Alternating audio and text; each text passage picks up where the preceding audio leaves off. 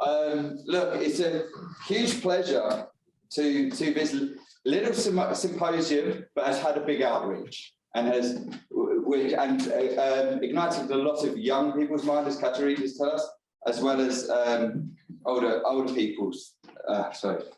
People, experienced people in the field. Be careful what I say. Yes, so we are live, Dave. Okay, so no, it gives me great pleasure to invite into this presentation what I think is an area I've worked in from my PhD, and then have gone on and worked heavily in this area throughout my career. And someone who's always, or two people I've always been very key and a big influence on me have been Caterina and David, who join us here today from the motor development field.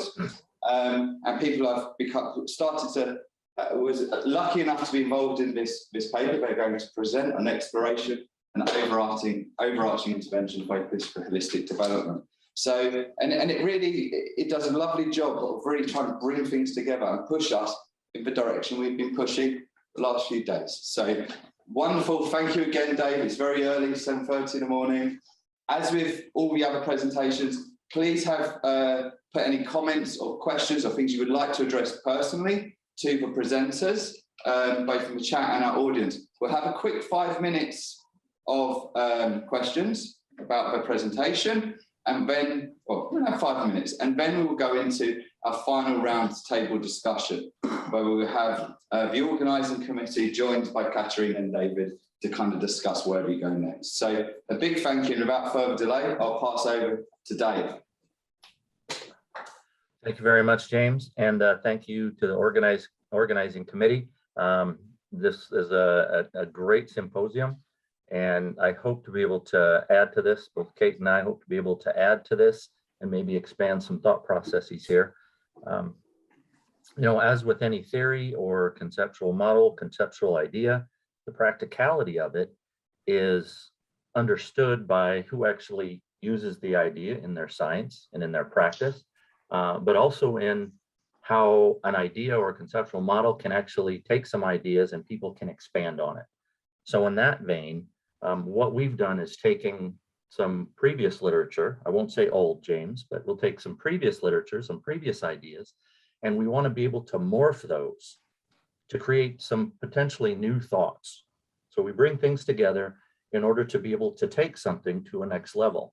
And to take it to a next level, that's not necessarily a unitary focus, but it can be expanded in multiple different ways. Thus, this idea of exploration that in essence has been talked about here. And I apologize for not being able to be on the previous presentations, as it was basically in the AM in the early morning across time for both days. I also want to thank all the contributors to this paper, which is what this presentation is founded on, development of a paper that has 20 authors from around the world. And specifically want to thank Caterina Pesce for her always inspirational thought processes. Kate and I met somewhere around 2014 in Liège, Belgium. And from then on, we just started communicating and going back and forth with ideas. And Kate, you're always an inspiration. So thank you very much. So we'll move forward without further ado, because we want to speak to this idea about holistic development and how to promote it. Because of course we understand that development in itself is extremely complex, and it involves navigating this intertwined labyrinth, language that you see on the slides right now, biological, part physical, psychological, social, environmental factors. It's extremely complex. But in the past, our discipline-specific interventions, in essence, in academia, become quite siloed. So most of the time, we generally apply one specific idea to one domain of development. But these siloed approaches to intervention have, in essence, been oversimplified and void of the essence of this complexity in human development. So we want to be able to expand this idea in terms of how we promote intervention to more effectively promote holistic development. So is it possible, in understanding we have all these different theories and all these different types of models and ideas, is it possible to provide a unifying theme that's overarching, that places an a priori focus on holistic development, that this one overarching idea can be a catalyst to development to any intervention based on any specific specific theory, whether it be in the physical domain, psychological domain, social, emotional, can we apply this to make our interventions better, to make us possibly think about how we intervene a little more effectively? And with that stated, we can start exploring these options. And yes, we have all types of direct puns here with respect to exploration. So exploration, as you know, is not a new concept. It's utilized in space travel, and I will use a specific focus here in terms of space travel when I speak to Star Trek. Hopefully most of you, and this is where I would normally integrate with the audience and speak to how many people understand just Star Trek and understand what this sign equals: live long and prosper. But exploration as an innovative motivation for all humans from birth, and it's our principal way of navigating and expanding our understanding and complexity of the world. So how does this apply to holistic development? Well, we know that, and we know from all the literature that we have generally applied this with respect to early childhood development. But what we want to do is further that explanation and further that exploration of how we can utilize it across age in many different domains and in many different environmental contexts. So Adele Diamond, and here's where we bring some of this already established literature. And this quote from Adele, I won't read it, but you can read this as we go. It all comes back to the importance of action for learning and that interrelatedness of all these different aspects of development: social, emotional, cognitive, and all the physical aspects of it. And the best and most efficient way, says Adele, is to foster all of them. But how do we do that? Because it's extremely complex. So to move on here, this is where our ideas, Kate and our ideas, are in a similar vein in understanding that, can we promote this idea of an overarching view, an overarching idea that can, in its simplicity, promote complexity? And this was a nice quote by Einstein in 1934. And overall, this sets the stage, because we understand that complexity from simplicity. This has been applied in multiple domains as well. But can we think about this idea? Can we, when we promote an intervention, can we say every time we promote an intervention, if we think about exploration, how can that improve what we do from an intervention standpoint? How can that improve learning? How can that improve development? And with that, context-specific active exploration of our physical environment is again spurred by that instinctive motivation to learn, to promote mastery experiences, and attain a goal, which leads to that idea of facilitating learning and development of the hot and cool executive function idea, and that transition from exploration for the sake of exploration and learning into more goal-directed exploitation. And in understanding this idea, exploration, as we learn, we develop self-concept, multiple domains in self-concept from our previous history with Bandura, Harder, Eccles, many others, Piaget, you can go on and on. If we promote this idea of exploration with others, well, then we're promoting the socialization aspect. And this is where we begin to bridge some of those siloed domains. Social emotional learning from a behavioral perspective also links to the hot executive function from the neuroscience and executive function cognition perspective. And then we also can bring in our ideas of motivation autonomy. Does exploration promote motivation, that intrinsic idea of learning? And autonomy, choice, to be able to make a choice in what we do within an intervention. And of course, that brings in self-determination theory, another widely accepted and research theory. And if we do this, of course, in speaking in terms of any human movement, is physical activity. It provides and promotes multiple aspects of physical health, physical activity, fitness, healthy weight status. So with that, I'm gonna provide this and have Kate smarten up this conversation here to speak to this idea of simplicity and complexity. So Kate, please take over. Oh, yes, thank you.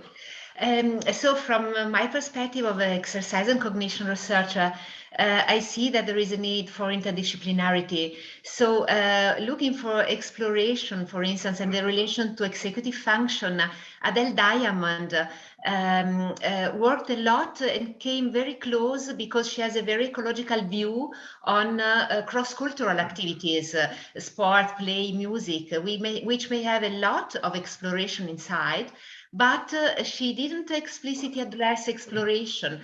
As Laura O'Callaghan today mentioned, neuroscience and exploration is limited to the very infant age. Mostly addressed, if they address executive function and exploration, is in a linear transition from exploration, as they told, to waiting from a maturationistic approach for the maturation of executive function and their substrates to move into goal-oriented exploitation. They don't conceive still as a round trip between explore and exploit, with executive functions being prompted and causing and being the consequence, the development of this round trip between exploration and the exploitation. So I think also we need some contamination in terms of there was too long a focus on coal executive function, decontextualized, and the whole symposium regarded the contextualization, embedding more than only embodying. And so the context, I also in a review, recent meta review, focus exercise and cognition on contextualized mechanisms. To this aim, hot executive functions should come into play because they are contextualized and emotionally laden. And for that reason, we should hybridize our models looking to social and emotional learning approaches, which speak different languages, but are at the intersection point with neuroscientists through hot executive functions. So a bit intersections shown between the words of the, please. Mm-hmm. And it's a very important point, this intersection idea. We want to use this idea of exploration as a bridge between scientific domains to remove our siloed directions. So if we can bring more people together, like we did in this paper. So we have 20 authors again from multiple academic domains, multiple foci. So if we can bridge these and put these intersections together, then we can promote more holistic development research groups to more effectively intervene and promote holistic development overall. So with that said, I'm going to continue with Kate, and you can speak to these ideas in terms of exploration, embodied, embedded learning.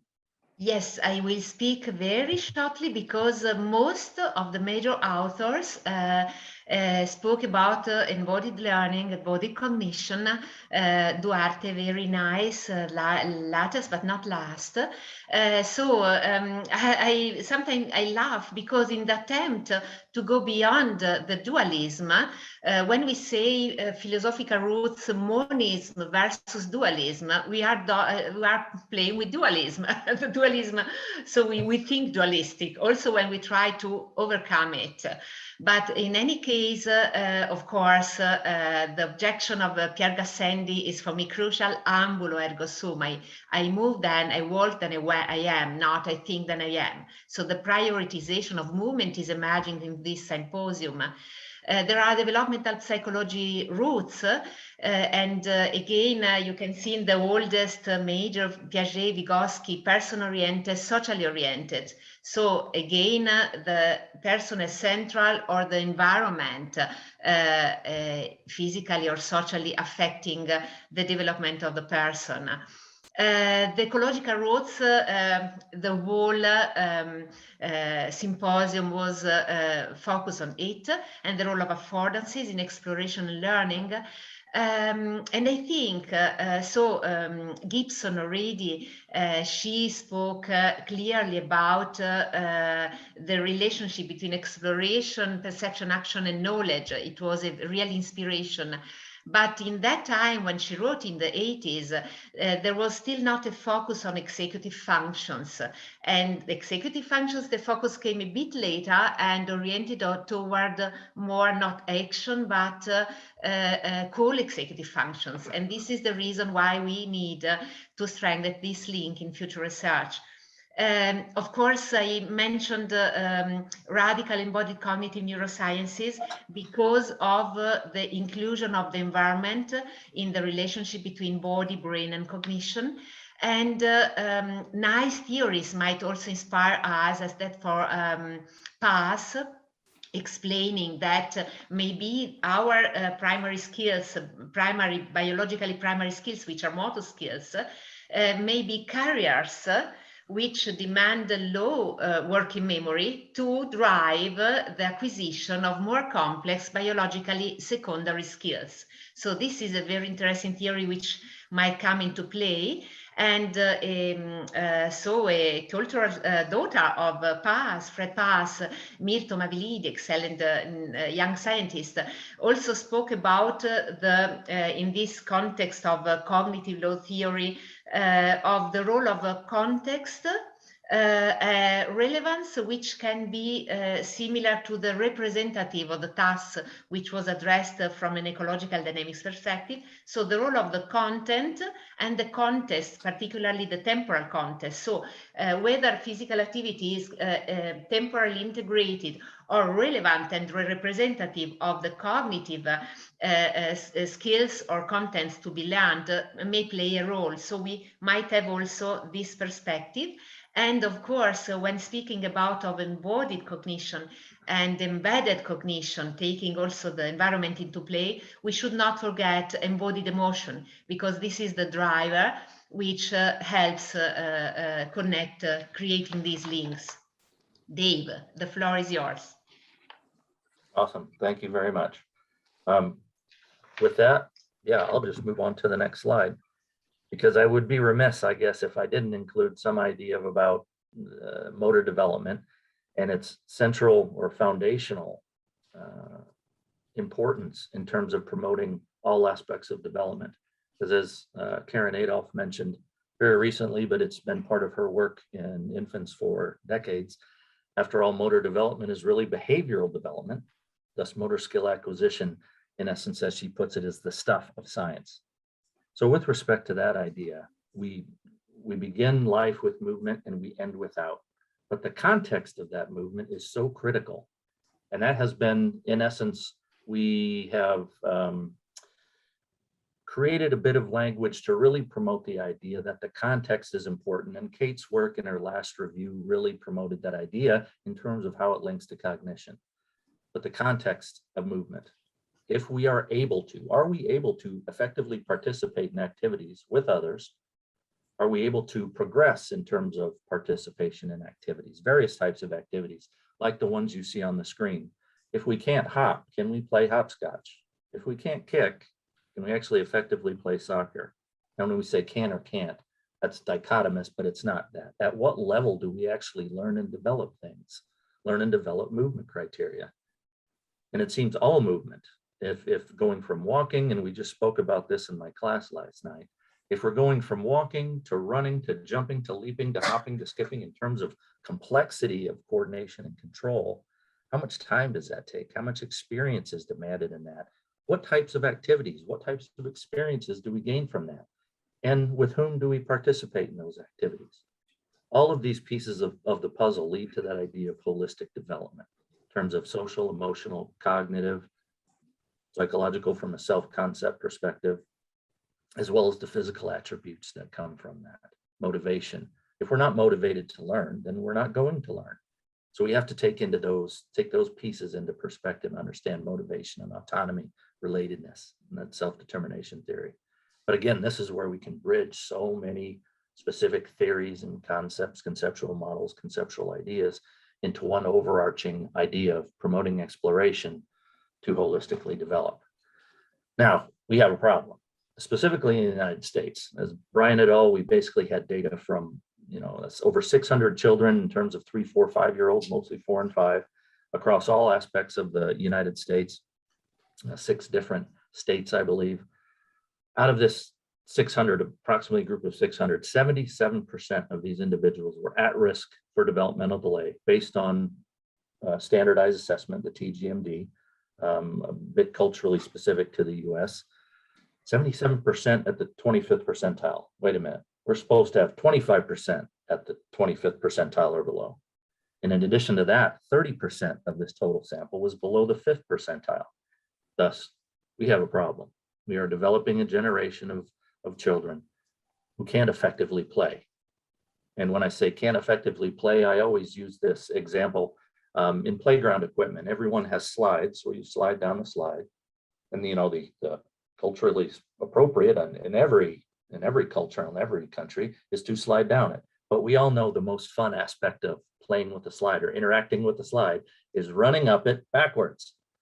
But we have a whole generation of individuals who can't run up a slide backwards, even if they wanted to, because they simply can't play. And I've heard that from numerous individuals. Kids can't play. Well, what does that mean?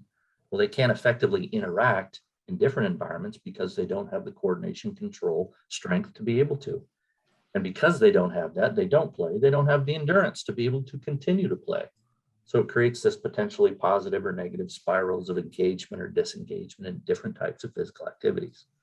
And again, all groups, sex, race, socioeconomic status, it didn't matter.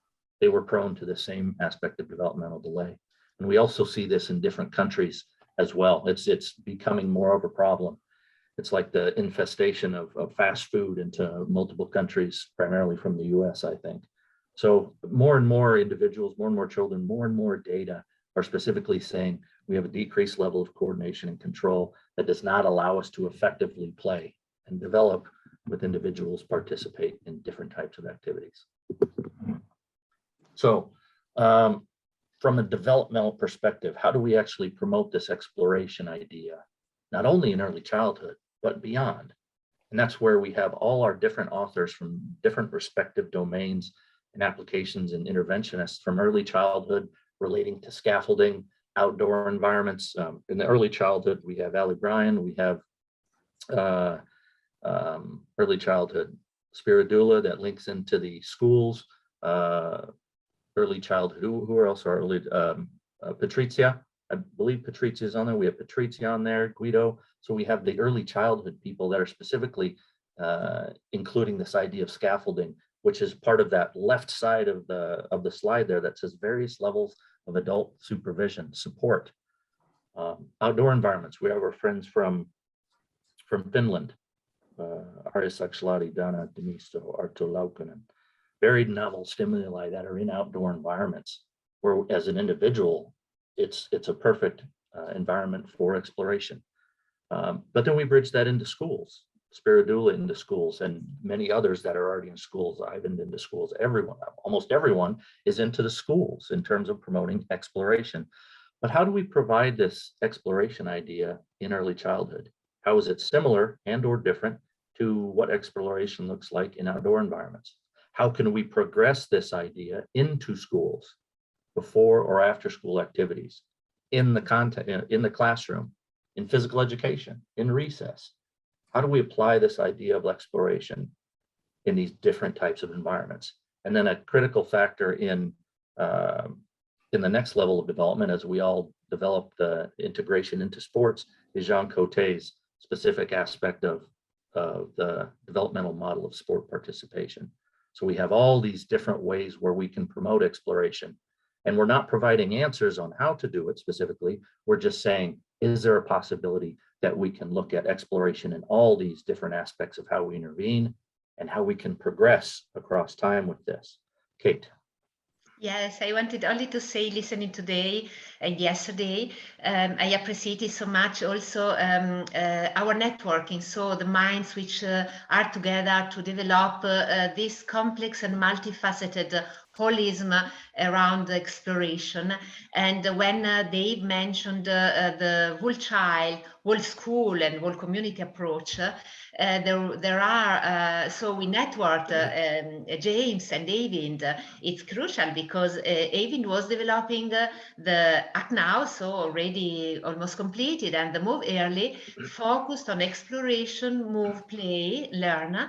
And James with a sample PE. So we listened to him and to Lara yesterday, looking at really not only motor competence conceived as proficiency in reproduction on the optimal movement patterns, but of movement motor creativity and the way to explore functional ways to solve motor problems. So this networking I love because we are coming closer from different perspectives, and also others, so not only the boss in motor development, Dave, but also another boss, John Carney. In the last paper is looking at motor creativity and enrich physical activity to promote this part of motor competence. So we are getting closer from different perspectives. We should be more aware of that.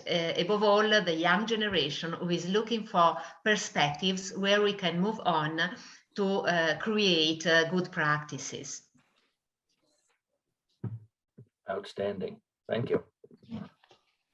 So now we're going to shift a little bit from our typical ideas about intervention, because if we are to promote interventions, now we have to add the science aspect to it. So this gets back to my initial idea about Star Trek and exploration, where Spock said the needs of the many outweigh the needs of the few. But we have to question that with respect to intervention, because in an RCT model, in a randomized control trial, in controlled science, we typically exclude a lot of people. Why? Because we want to control as much as possible to make sure that we're actually getting at what we're supposed to be getting at, i.e. we end up having boxed approaches for intervention. That's a one size fits all, but we understand that we cannot do that in intervention. Anyone who works with children, specifically early childhood, even beyond, we have these individual differences. So we need to be able to have flexibility in how we promote, and not only promote, design, implement, execute, analyze our intervention, our data. So with that, exploration promotes and allows this flexibility in design and its variability in execution. Well, this is a problem when we think about randomized control trials and the usual process of science. But as we know, exploration, variability, and learning is good for learning based on every theory of learning that we have. Variability is good. So as an interventionist, we want to be able to figure out how do we promote exploration within our intervention, regardless of the context, and still control that chaos. Because in essence, that's what we do in dynamic systems, ecological dynamics. We figure out how to understand that chaos from a science perspective. So how do we promote this? Well, one specific application is this idea about universal design. And I'm not here to explain universal design as a whole, but overall, it allows for us to include everyone, include instead of exclude, which allows us to be able to look at our intervention differently with respect to the science, the analyses, the implementation, the execution. So with that, I'll let Kate speak to the idea of universal design and how that embodiment is linked to that idea. Kate. Yes. Again, in not only in typical development, but also experts in atypical development are looking at not just more practice and practice. So the key role of thinking of the complementariness, which was addressed yesterday very finely and today as well, between specificity and generality, which should be so. There are too many dualisms we tend to, but not generality versus specificity, but complementary and round trip, as well as exploring and exploiting. So the round trip. I think there is a lot of stuff for further research, interdisciplinarity, with some hybridization in order to not fall into the risk, because Dave started saying we want to avoid siloed thinking. Okay, but if we think holistically, we risk, as Edgar Morin told, we risk to fall in another risk, that is that of a reductionism to a holism.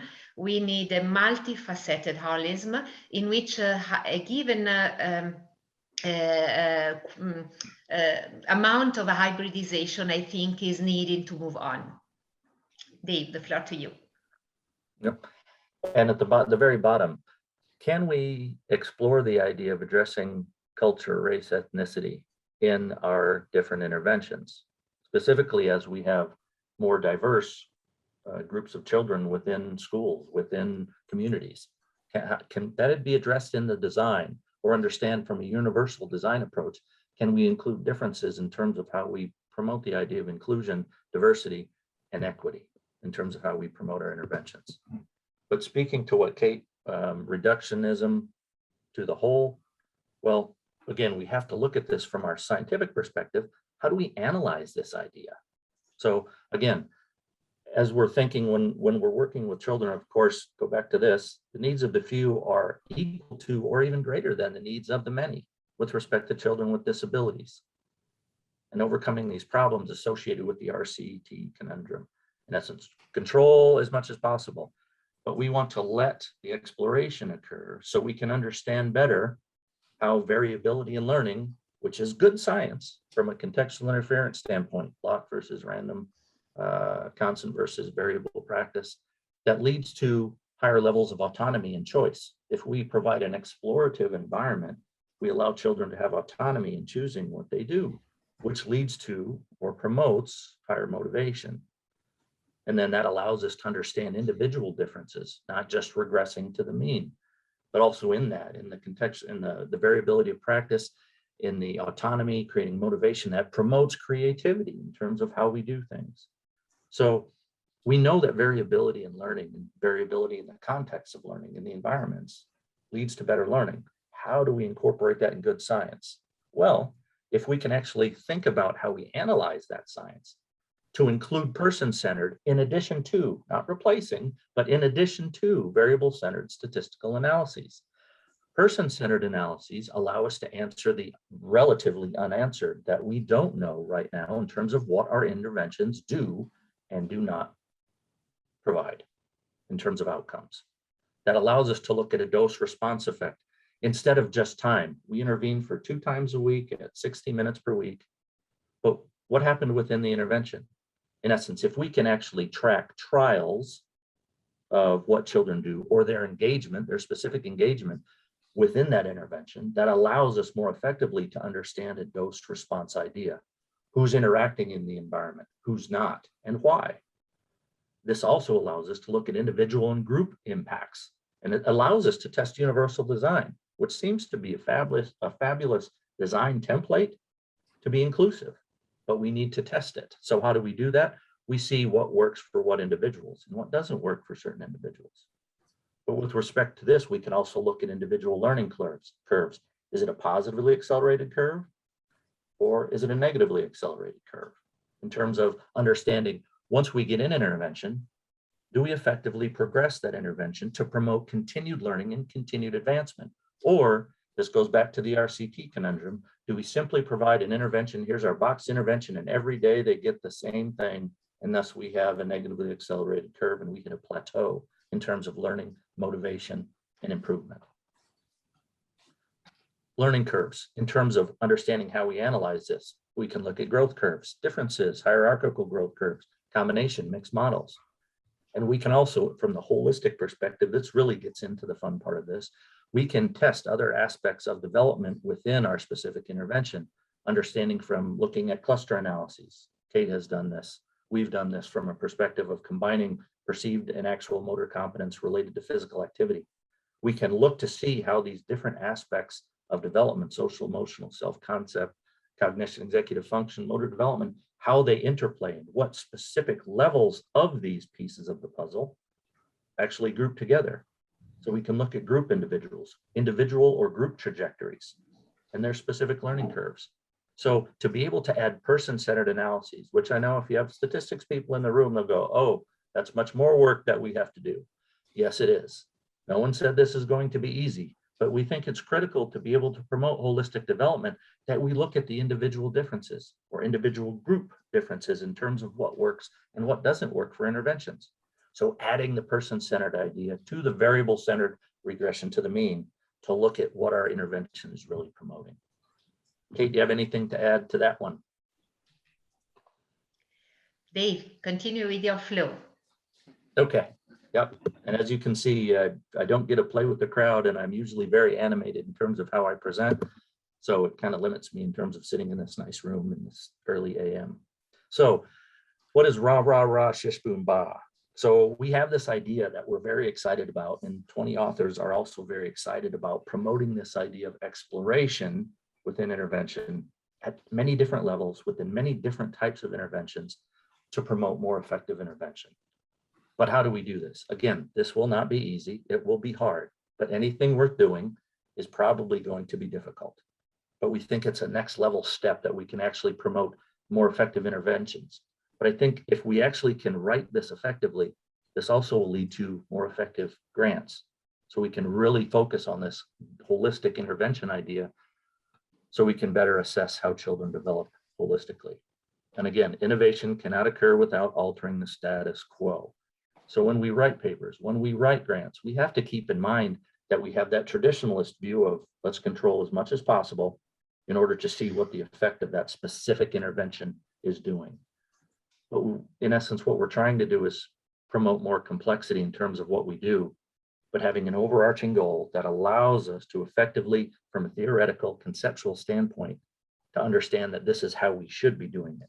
Instead of this, we should be allowing this. So if we truly move towards this holistic intervention paradigm, multiple foci attuned to the different goals of learning and development, that will hopefully promote, again, better trajectories, positive trajectories of change, cascades, how things interact to promote cascades across time, and that we don't have to exclude individuals from our intervention. We can include them with an appropriate design.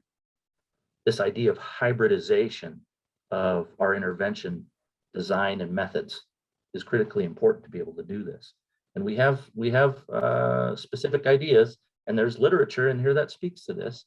Universal design idea, hybridization, intervention science, application, intervention science from a hybridization standpoint. So again, multifaceted and holistic.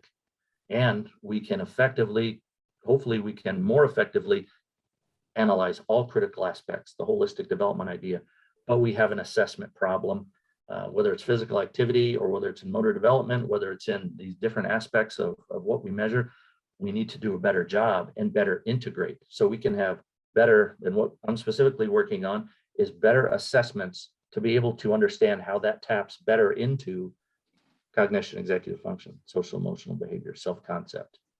So we need to work on assessment, and that's a critical aspect. That's a whole different presentation.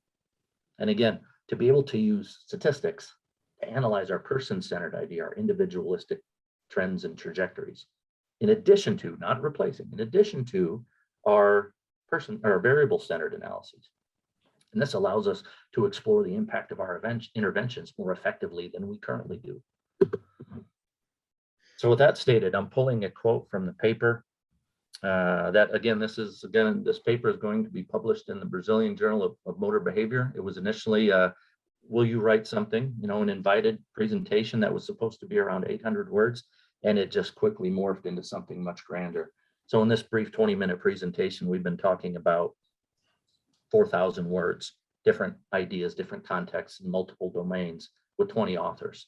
So in this idea, it's our hope to effectively articulate a vision, not a totally new vision, but we're putting things together in a new way to provide a needed stimulus to rethink our approach to intervention by re-emphasizing the idea of exploration on multiple levels to promote holistic development. So with that, again, thank you very much, Kate, for always providing the inspiration and that thought process to go, how do we do this better? As well as all the authors. Kimberly Lakes played a specific importance in this.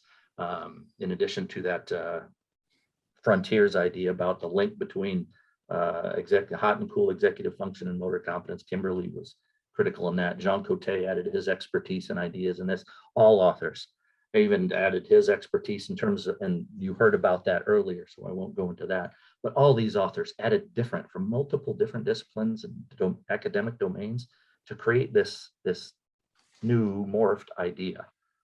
So with that, Kate, finish up on the last comments, please. Oh, the last comment is I was seeing chat was moving and some comments we have very different perspectives on what is holistic and holism. Of course, I think this is the challenge. So when, for instance, I was grown under the cognitivist approach to skill learning, and then I welcomed so much when I saw the big and high quality efforts of Kate Davids and then all the school of him. moving from the top down, from bottom up. And of course, it is needed. But then, and then the fourth to include to contextualize. This means at the beginning, when a given area of the research grows and the theoretical approach must be strengthened, and then find our own identity. But then I think when science is, so a theoretical approach is strong enough, then we are called to intersect. My best ideas came at intersection points, outside the comfort zone. Coping with the challenge that we have different definitions, different methods. And when my last word is when I performed this meta review, the biggest work I could perform, and I joined two different approaches to synthesis, evidence synthesis, and I used, a reviewer told me, no, make please two reviews, don't join them, they are too far from each other. And I answered, I wish to maintain them together because separating them would weaken both, would add two publications on my CV, but would weaken both. And above all, and here I close, it would confirm the wrong idea that given context must be, should be investigated only with given methods. We must have the courage to hybridize and look at intersection points outside our comfort zone. This is my closing word.